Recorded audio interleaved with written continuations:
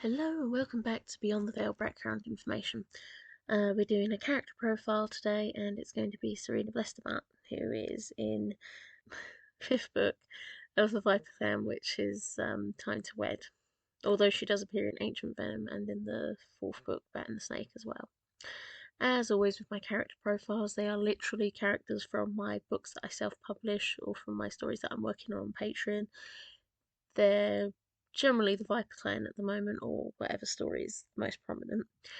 And I'll give a quote from the book they're in, talk a little about them as a character, and then I'll actually give you the character profile. So let's get into it. Sorina was clearly her father's treasured possession.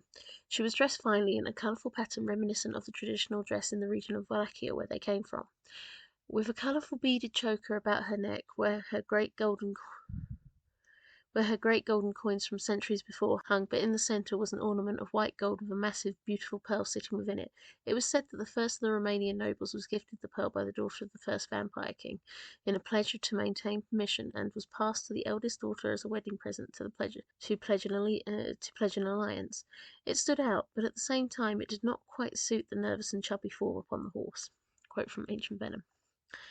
So, one of my old irritations with the world of romance literature was always that there were no chubby main characters. For fantasies, for fantasies that are supposed to represent everyone, along with an often biased opinion of LGBTQ plus romances, they are missing people of certain races and certain sizes.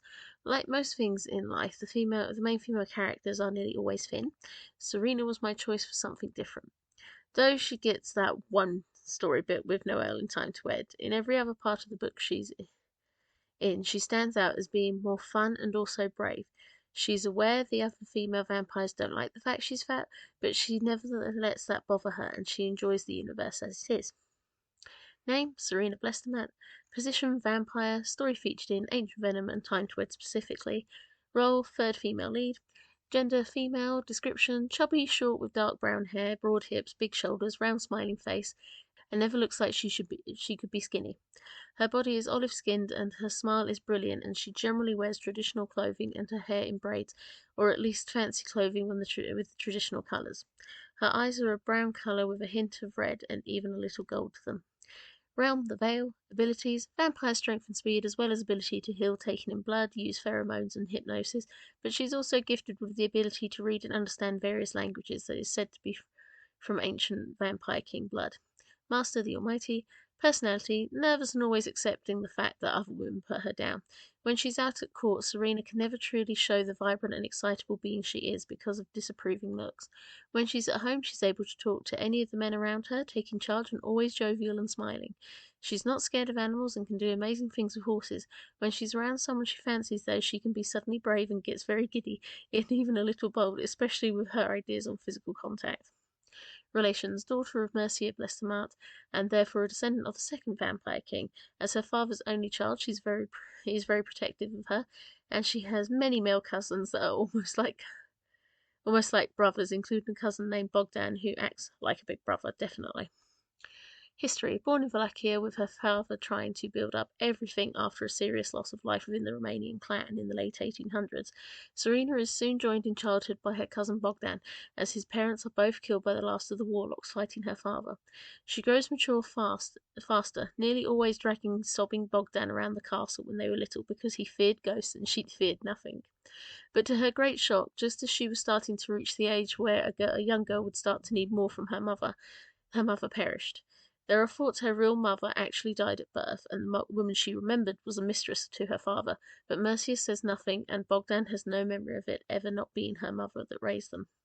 As they grew up, the other youngsters began to come to the household and grow up with them.